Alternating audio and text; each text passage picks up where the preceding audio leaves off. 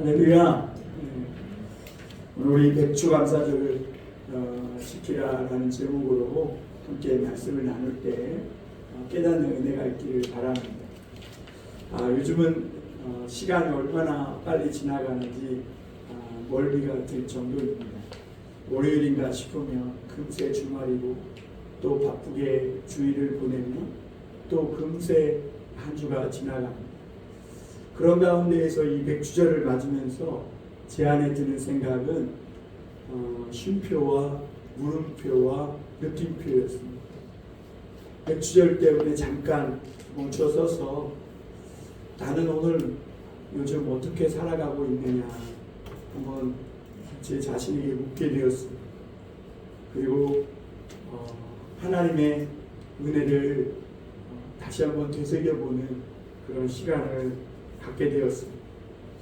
여러분, 하나님의 자녀들은요, 하나님의 일정표를 따라 살아가게 될 겁니다. 그러나 하나님의 자녀가 아닌 사람들은 세상의 일정표를 따라 살아가게 될 겁니다. 물론 우리가 겉으로 드러나는 것을 그 사람의 구원받고 못 받고 이런 것을 판단할 수는 없겠지만, 그러나 분명한 사실 하나는 하나님의 자녀들은 하나님의 일정표에 따라 살아간다는 것이죠. 사랑하는 성도 여러분, 여러분들의 가슴 속에 맥주절의 이 감사절이 얼마나 가슴 속에 있었는가요? 저도 제 한 주간을 되돌아보면서 내가 목사기 때문에 이걸 준비하고 있지는 않은가? 물음표가 들더라고요. 내가 과연 성도로서 교회 예배드리고 있다면 내가 이 맥주절에 어느 정도의 관심을 두었을까? 이런 생각이 막 들면서 하나님 앞에 송구하는 마음. 별로 또 목사라고 맥주감사절 준비하는 것도 별로 없는데, 그런데도 성도였으면 어떻겠나. 여러분, 이 맥주감사절이 얼마나 오늘날 성도들에게 또 신앙생활하는 우리들에게 중요한지, 예수 그리스도를 믿고 살아가는 오늘날의 신약시대 그리스도인들에게도 얼마나 여전히 중요한 것인지 오늘 말씀을 통해 깨닫고 다시 한번 우리의 삶의 길을 하나님의 일정표 위에 올려놓을 수 있는 그런 시간들이 될 수 있기를 바랍니다. 여러분, 속담에 보면 원수는 돌에 새기고 은혜는 물에 새긴다 이런 말이 있어요. 무슨 말이냐면 우리가 다른 사람과 작은 일 갖고 원수진 것은 돌에 새겨서 눈에 흙 들어가야 될 때까지 잊지 않으면서 받은 은혜, 사느냐 죽느냐 죽을 위기에서 누군가의 도움으로 살아난 거에 대해서는 너무나 쉽게 잊는다는 말이죠. 마치 물에다 글을 써도 금세 그 글이 사라지는 것처럼 너무나 쉽게 잊고 살아간다는 말입니다. 그래서 믿음의 사람 다윗은 자신에게 늘 이렇게 고백했어요. 우리 시편 103편 2절 같이 읽어볼까요? 네, 너무 작죠. 네. 한번 그 시편 103편 2절 한번 같이 읽어보겠습니다. 시작. 내 영혼아 여호와를 송축하며 그의 모든 은택을 잊지 말지어다. 시력 테스트 하느냐고 이렇게. 다윗은 자기 자신에 대해서, 영혼에 대해서 하나님을 송축하고 찬양하고 그 모든 은혜를 잊지 말라 이렇게 얘기했습니다.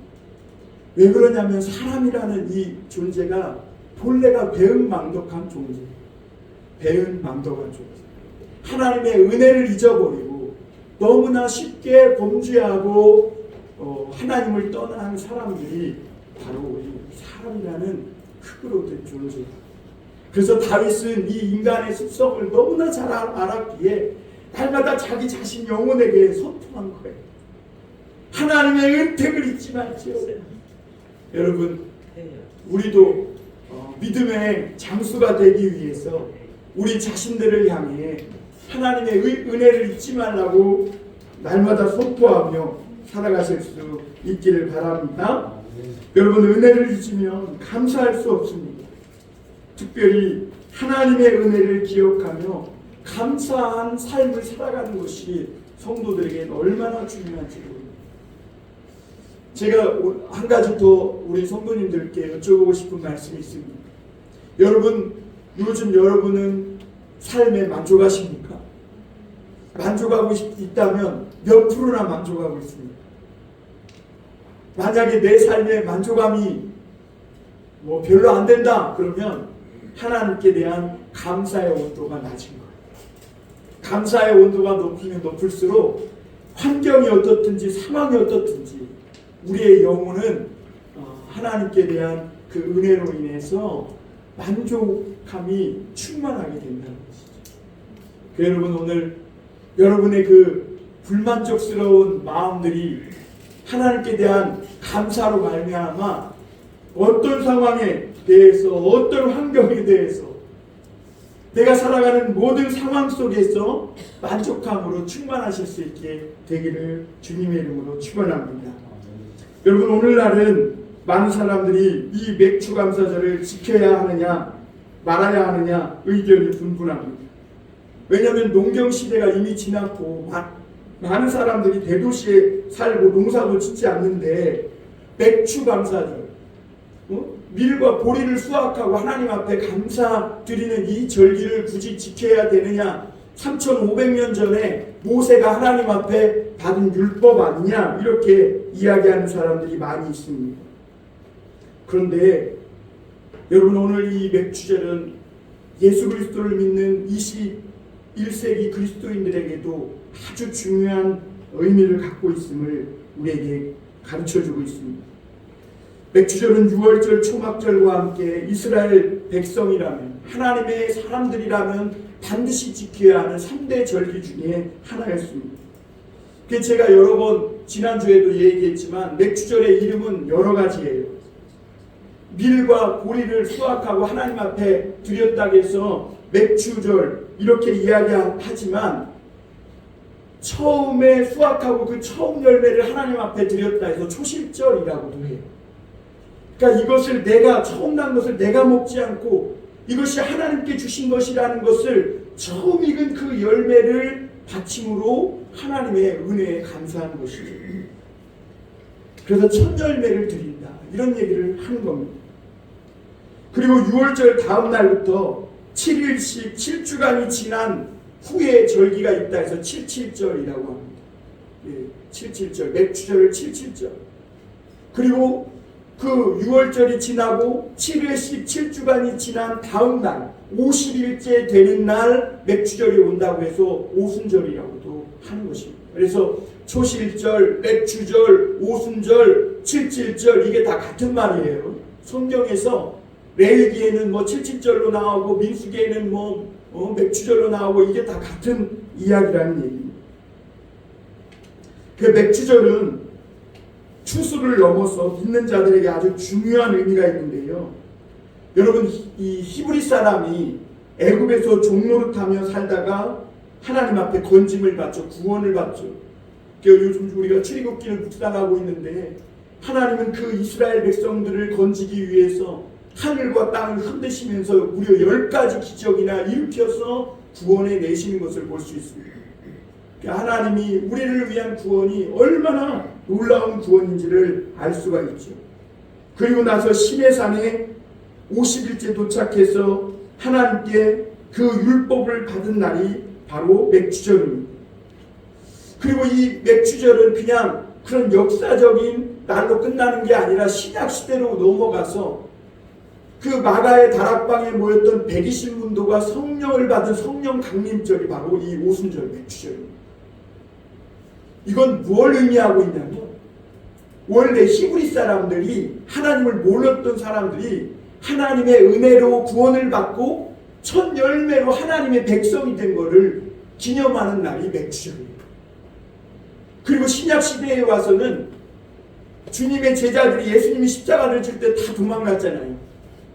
그리고 그들이 실질적으로 그리스도인으로서 담대히 이 복음을 증거하게 된 진정한 그리스도인이라 불리는 그 계기가 언제였냐면 성령이 강림한 이후부터, 그때부터 그들이 하나님의 이 자녀 그리스도인으로 첫 열매로 드려지게 된 그런 의미를 담고 있음을 보게 됩니다.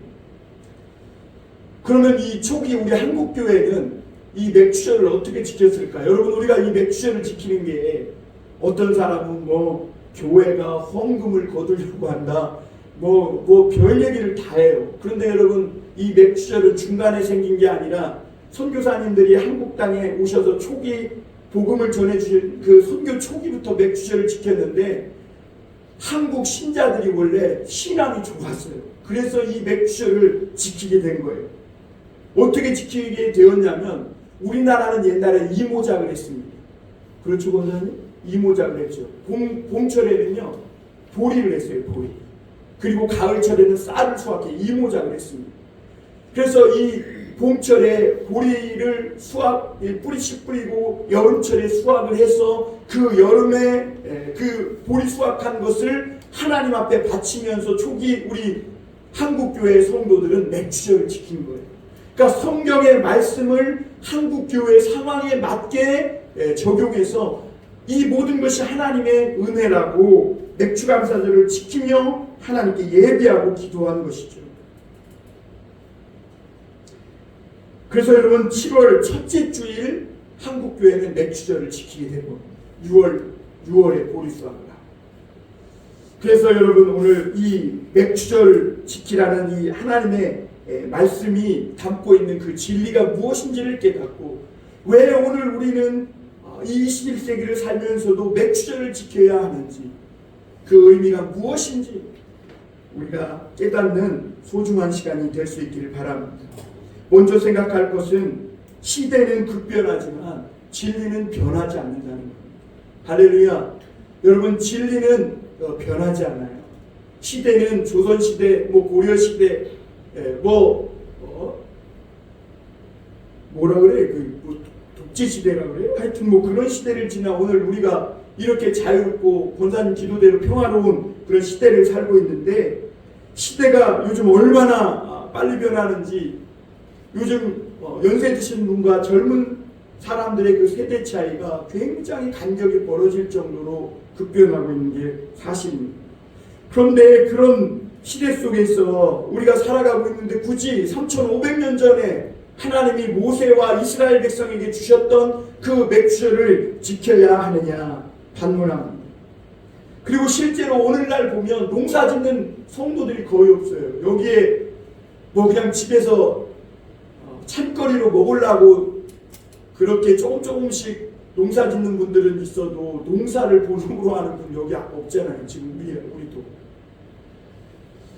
그러면 이 맥주감사절은 그냥 옛시대의 전통과 옛시대의 그냥 고리타분한 것으로 버리고 그냥 지나치고 사라져야 하느냐 하는 것이죠. 영국의 존 스토트 목사는 하나님의 계시의 본질이라는 책에서 이렇게 이야기하고 있습니다. 계시, 즉 하나님의 진리는 그 진리가 주어진 문화, 사회와는 구별되어야 됩니다. 아무리 시대가 바뀌고 사회가 바뀌고 문화가 바뀌어도 하나님의 계시와 진리는 변하지 않으며 어느 시대에나 보편적인 타당성을 갖는다. 보편적인 타당성을. 그때는 진리였는데 오늘날 진리가 아니다. 그럼 그건 진리가 아니라는 거예요. 그때 하나님이 맥주절을 지키라고 했는데 오늘은 지키지 말라. 그러면 그게 진리가 아니라는 거예요. 하나님이 그 맥주절에 담겨있는 하나님의 메시지를 그 시대는 보리와 밀을 수확하고 감사함으로 표현한 것이고, 오늘날의 너희는 어떻게 맥주절을 지킬 것이냐, 이것과 실제 보리와 밀을 하나님 앞에 드리며 지키는 맥주절의 그런 사회적 문화적 그런 어떤 상황과는 구분되어야 된다는 것이죠. 그러면서 오늘을 살고 있는 우리 옛시대의 사회와 문화적 옷을 입고 있는 이 하나님의 말씀, 이 진리, 거기에 대해서 오늘날 그리스도인들은 어떻게 반응하며 어떤 믿음의 태도로 살아가야 할 것이냐, 이것이 매우 중요한 것이죠. 그래서 이 이야기도 존 스토트 목사님 책에서 제가 차용을 해서 오늘날 사람들이 세 가지 방식으로 믿음의 태도를 취한다는 거죠. 그 첫 번째가 완전히 거부하는 겁니다. 예를 들어서 그때는 예시대의 문화라는 거예요. 그거는 예시대 그 사회에나 적용되는 것이지, 오늘날 시대가 얼마나 새로운 시대가 됐는데 한참 뒤떨어진 문화를 갖고 와서 지키라고 하느냐라고 하면서 완전히 거부하는 것이죠. 여러분, 이것을 다른 말로 표현하면 목욕물과 아기를 함께 버리는 거예요. 목욕물과 아기를 함께 버리는 거예요. 여러분, 아기를 키울 때 목욕시키고 물과 아기를 하수구에 같이 버립니까? 그러지 않죠. 두 번째 태도가 성경의 이 말씀을 기계적으로 받아들여서 융통성 없이 지키는 문자줄. 그러니까 여기에 글자 안에 갇혀져 있는 것이죠. 그게 뭐 어떤 교파 이야기가 될 수 있는데, 침례교는 침례만 강조하거든요. 그런데 그 침례만 너무 강조하는 그 글자에 매여 있는 거, 이거는 어떻게 보면 옳지 못합니다.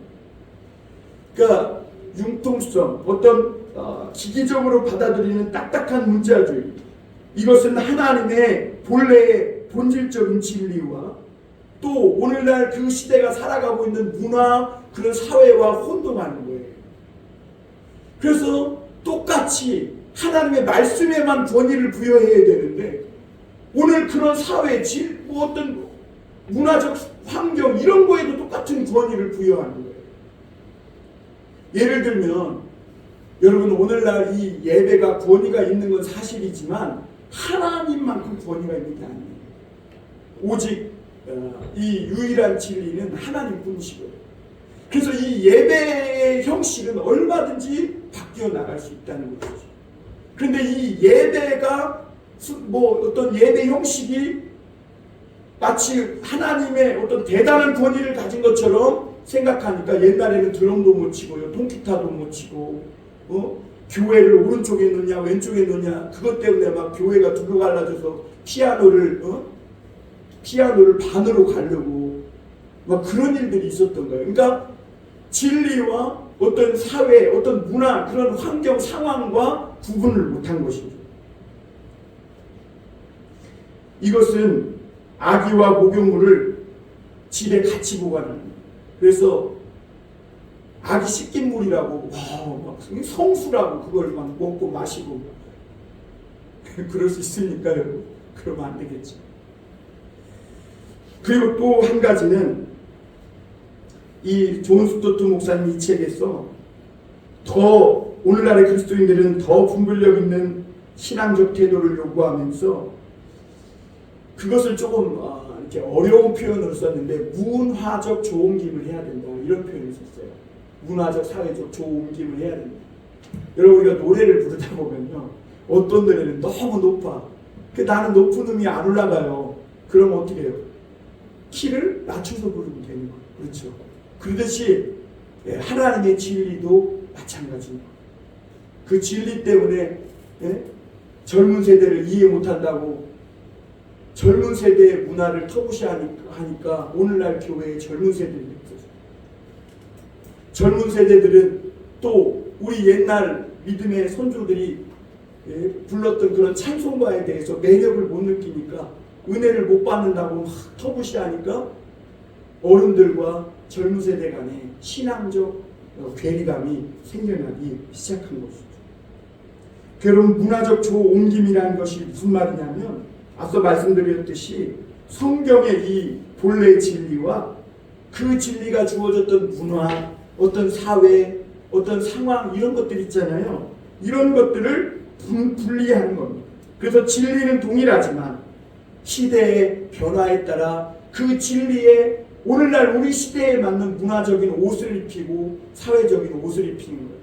그래서 이걸 신학교에서는 뭐 토착화니 뭐 어려운 얘기들을 쓰는데, 근데 오늘 이 존 스토트 목사님 그걸 문화적 조옮김이라고 표현하고 있는 겁니다.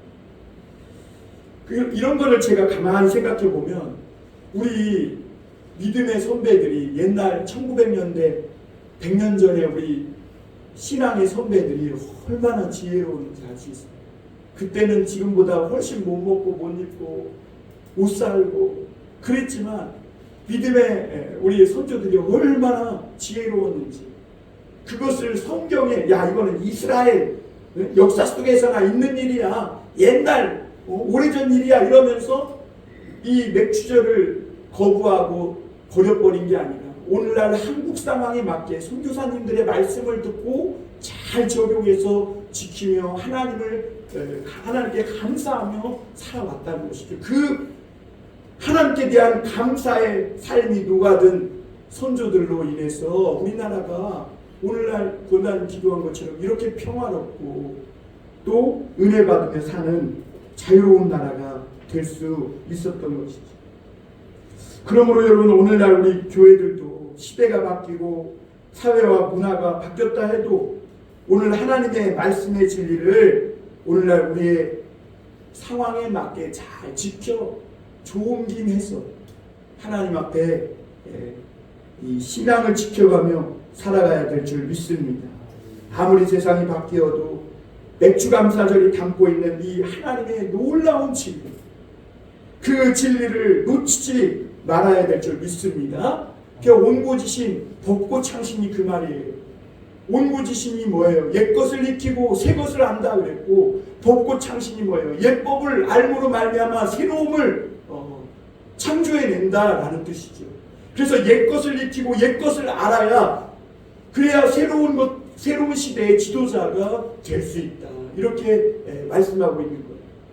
오늘 한국교회가 세상 속에서 지도자의 역할을 잃어버리는 이유가 자꾸 옛날 것이라고 터부시하고 새로운 시대만 쫓아가려고 하는 너무 이 중심 없는 그런 이 태도 때문에 교회들이 오늘날 중심을 잃고 흔들리고 있는 것이죠.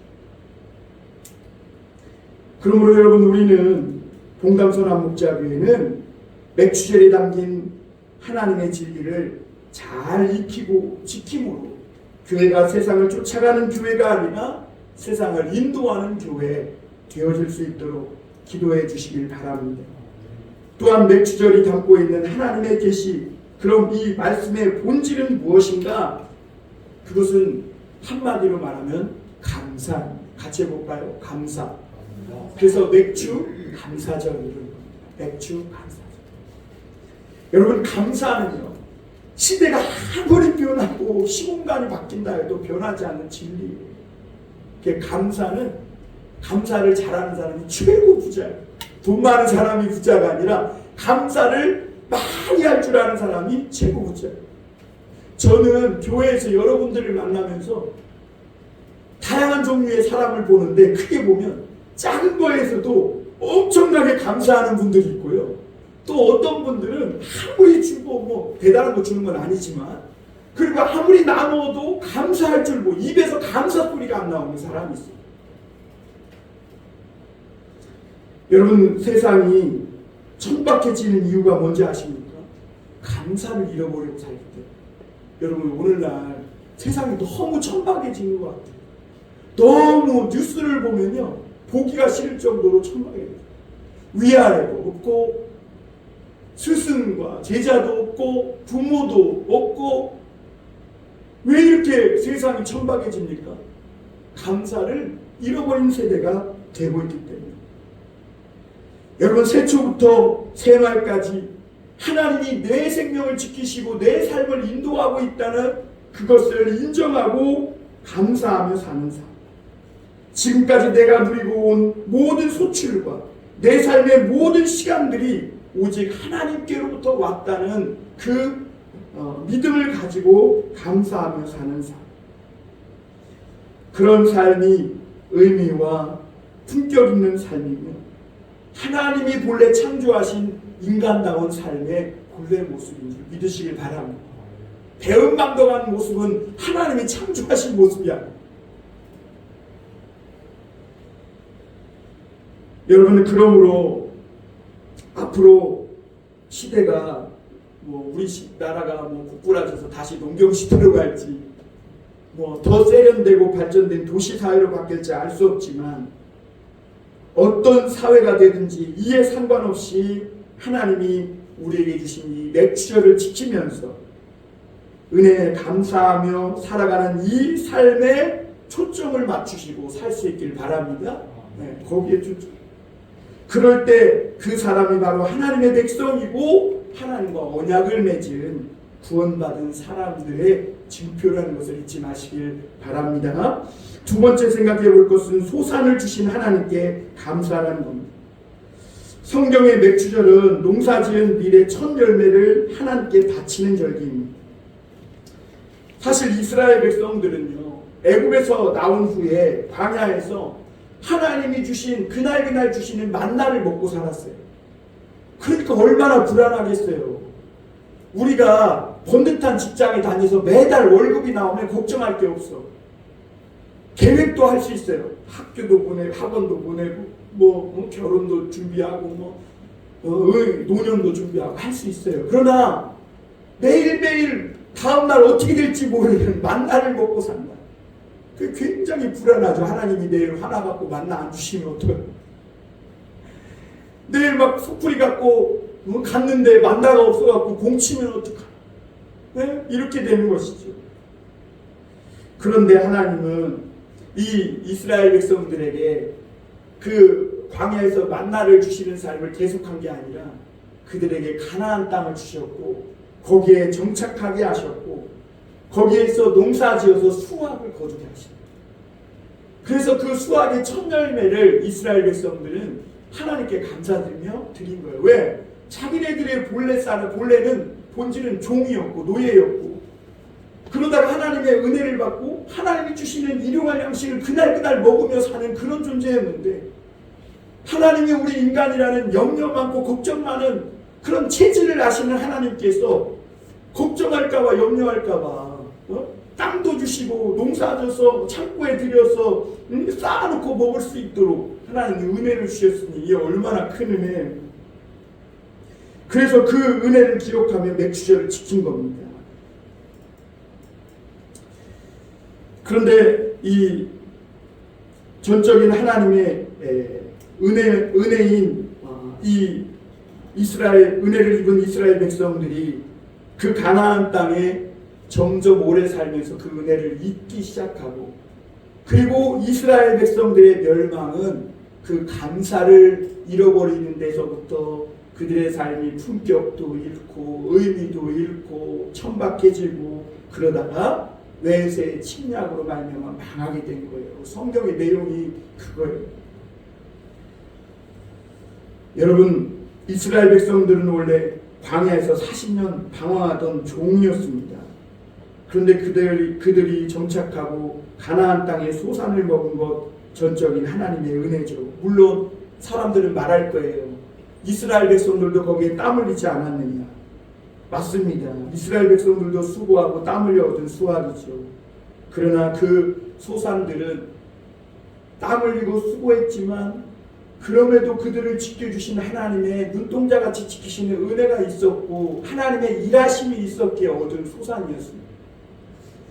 여러분 시골에서 농사 지어본 분이면 잘 알아요.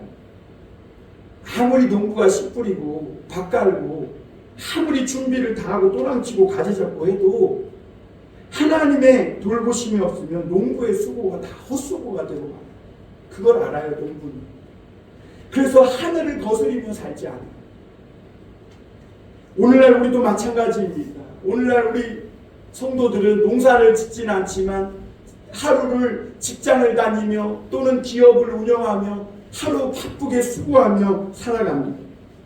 그러나 여러분 맥주절의 이 말씀을 깊이 되새김질 해보면 우리 역시 하나님께 감사하지 않을 수 없는 것이 뭐냐면 결국은 생명을 보존하고 지켜주시는 분은 하나님이시구나 라는 것을 깨닫게 됩니다. 그래서 시편 127편 1절 2절에 보면 여호와께서 집을 세우지 아니하시면 세우는 자의 수고가 헛되며 여호와께서 성을 지키지 아니하시면 파수꾼에 깨어있음이 헛되도다. 너희가 일찍 일어나고 늦게 누우며 수고의 떡을 먹음이 헛되도다. 그러므로 여호와께서 그의 사랑하시는 자에게 잠을 주시리라. 여러분 우리가 저녁에 들어와서 자고 완전히 지쳐 쓰러져서 죽은 것 같이 자고, 그런데 죽지 않고 또 일어나서 수고롭고 애쓰는 하루지만 또 살 수 있는 이 삶을 주신 그분이 바로 하나님이시라는 거예요. 또한 오늘날 밥 먹지 않고 살아가는 사람이 없어요. 뭐 요즘은 목사님 밥 안 먹고 빵을 먹는데요. 아이고, 밥이나 빵이나 다 그렇지. 라면 먹고 사는데 다 똑같은 얘기죠. 여러분, 그 식탁을 대할 때마다 그리스도인들에게 있는 특별한 하나의 문화가 있죠. 그게 뭐예요? 기도하는 거예요. 감사합니다. 하나님, 오늘도 일용할 양식을 주셔서 감사합니다. 여러분, 교회에서만 기도하지 마시고 집에서 식사하실 때도 감사기도 하세요. 미국의 전 목사라는 분이 감사 기도하는 성도들이 장수 비결을 이렇게 연구해 보니까 뇌에서 항독성, 항체 뭐 이런 같은 그 호르몬들이 많이 나온답니다. 여러분, 감사 기도하고 식사하는 게 그게 입맛도 바꾸고 우리의 체질도 바뀌고 성도들로 하여금 장수하게 하는 비결이다, 이런 얘기를 한 것을 제가 어디서 읽어봤습니다. 여러분, 오늘 우리가 내 밥상에 올려진 식탁을 대할 때마다 참 그 하나하나에 하나님의 은혜가 차려주신 밥상이라는 것이 느껴지는 그런 식탁입니다. 여러분, 우리가 맥주절을 통해 이런 하나님의 은혜를 깊이 깨닫고 감사하는 그런 절기로 삼아야 될 줄 믿습니다. 그리고 또한 돌아보면 우리 주위에 얼마나 많은 문제와 악재들이 있어요. 자녀들, 이 청년들의 취업 문제, 결혼 문제, 뭐 학교 문제 많잖아요. 그런데 이럼에도 불구하고 하나님은 여전히 우리를 먹이시고 입히시고 그렇게 돌보시는 하나님의 은혜 속에 우리가 살아가고 있음을 알고 감사해야 합니다. 그리고 또 한 가지, 우리가 이 맥주절이 주는 진리는 모든 게 넘치는 사회 속에서 우리 성도들이 이 맥주절을 지키면서 귀한 교훈을 받을 수 있는 게 영적 교만을 경계할 수 있다는 겁니다. 영적 교훈. 요즘 많은 이들이 원수는 돌에 새기면서 은혜는 물에 새기며 살아가고 있습니다. 그래서 가정도 사회도 길을 잃고 있는 것이죠. 하나님은 이스라엘 백성이 가나안 땅에 정착해서 곡식을 막 쌓아놓고 살게 될 때 경고하신 이야기가 있어요. 경고하신 이야기. 신명기 8장 11절부터 16절인데요. 우리 한번 찾아서 읽어볼까요? 글자가 너무 작으니까 우리 신명기 요 말씀을 한번 같이 찾아서 읽겠습니다. 8장 신명기 8장 11절에서 16절 같이 한번 읽겠습니다. 창세기, 출애굽기, 레위기, 민수기, 신명기 5번째 책입니다. 구약성경 274쪽입니다. 우리 신명기 8장 11절에서 16절 우리 한 목소리로 같이 읽겠습니다. 시작. 내가 오늘 내게 명하는 여호와의 명령과 법도와 규례를 지키지 아니하고 내 하나님 여호와를 잊어버리지 않도록 삼갈지어다. 내가 먹어서 배부르고 아름다운 집을 짓고 거주하게 되며 또 내 소와 양이 번성하며 내 은금이 증식되며 내 소유가 다 풍성하게 될 때에 내 마음이 교만하여 내 하나님 여호와를 잊어버릴까 염려하노라. 여호와는 너를 애굽 땅 종되었던 집에서 이끌어내시고 너를 인도하여 그 광대하고 위험한 광야 곧 불뱀과 전갈이 있고 물이 없는 간조한 땅을 지나게 하셨으며 또 너를 위하여 단단한 반석에서 물을 내셨으며 내 조상들도 알지 못하던 만나를 광야에서 내게 먹이셨나니 이는 다 너를 낮추시며 너를 시험하사 마침내 내게 복을 주려 하심이라 하심이었느니라. 아멘. 할렐루야. 여러분, 한 해의 절반 1년의 한복판을 지나는 이 시점에 맥주감사절은 우리 믿는 성도들에게 겸손함을 가르치고 우리가 가야 할 믿음의 순례길이 어느 길인지를 가르쳐주는 중요한 진리인 겁니다. 맥주감사절을 통해 여러분 먹고 마시며 죽고 사는 생존 문제가 내 능력이 아니라 하나님께 달려있음을 다시금 깨닫는 시간 될 수 있기를 바랍니다. 모든 것이 주어져서 풍성해져 먹고 마시느라 하나님의 은혜의 손길을 잇는 그런 일이 없도록 맥주감사절을 중요한 삶의 전환점의 시점으로 삼으실 수 있길 바랍니다. 마지막으로 한 가지 더 전할 것은 하나님은 이 맥주감사절을 통해 영원한 생명의 떡을 우리에게 주신 것을 감사하라, 그 메시지인 겁니다. 맥주절은 곡식을 추수한 절기이면서 동시에 이스라엘 백성이 시내산에서 하나님의 율법을 받은 절기입니다. 예수님은 우리들에게 너희가 떡으로만 살 것이 아니요 하나님의 입에서 나오는 말씀으로 산다 말씀하셨습니다. 그러면서 예수님은 우리에게 육신의 양식도 주셨지만 우리의 영혼의 구원을 위해서 영의 양식으로 자신의 몸과 피를 다 내어주신 그런 하나님이셨습니다. 여러분, 하나님은 우리의 영혼을 위해서 영의 양식, 우리의 육을 위해서 육의 양식을 다 준비해 주신 날이 바로 이 맥주 감사절입니다. 그러므로 여러분, 오늘 우리가 육신의 생명을 위해 먹는 것, 또한 우리 영혼의 구원을 받고 영원한 생명을 얻게 된 것, 그 모든 것이 하나님의 은혜임을 깨닫게 되고, 나아가서 이 맥주절은 우리가 단지 이 땅에서 그냥 하나님이 주신 양식을 먹고 마시며 맥없이 사는 그런 인생이 아니라 하나님의 자녀로 능력 있게 살게 하시기 위해서 하나님이 또한 성령을 물붓듯 부어주신 날이 맥주 감사절이심을 기억하실 수 있기를 바랍니다. 모든 것이 무뎌지는 이 7월, 6월, 8월 이쯤하여 하나님이 정확하게 맥주 감사절을 우리에게 주신 것은 다시 한번 무뎌지고 이빨 빠진 것 같은 우리 신앙의 날을 새롭게 갈고 닦아 하나님의 은혜를 기억하며 이 믿음의 순례의 여정을 잘 마치라고 이 맥주 감사절을 우리에게 허락해 주셨음을 기억하실 수 있기를 바랍니다. 그리고 우리 영혼 구원을 위해 친히 생명의 떡이 되어주신 성자 예수님, 그리고 생기와 영으로 우리의 생명을 소생시켜 주신 성령 하나님이 이 맥주절을 통해 저와 여러분들을 붙잡고 있음을 잊지 마시길 바랍니다.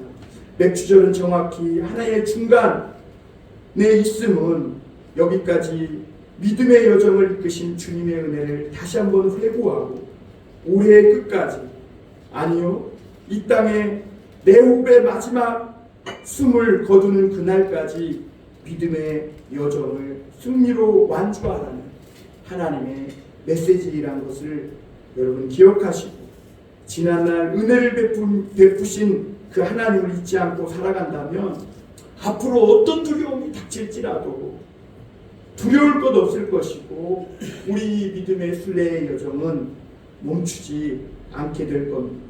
오히려 믿음과 감사와 소망으로 신발끈을 더욱 동여매고 마지막 그날까지 우리가 이 믿음의 여정을 완주할 수 있게 될 줄 믿습니다. 사랑하는 성도 여러분, 맥주감사절은 오늘 우리에게 이렇게 소리치고 있습니다. 내 삶은 온통 신비다. 삶은 온통 은혜다. 나의 불충과 부도덕함, 불순종을 생각할 때 우리의 인생은 더욱 하나님의 신비요 은혜라는 것, 그 하나님께 오직 감사와 찬양, 감격스러운 이 고마움으로 가득 찬 예배 외에 우리가 더 무엇으로 드릴 수 있겠습니까? 맥주감사절의 감사와 은혜가 여러분들의 가슴과 가정과 그리고 영혼 속에 넘쳐나게 우리 주 예수님의 이름으로 축원합니다. 기도하겠습니다. 하나님 아버지,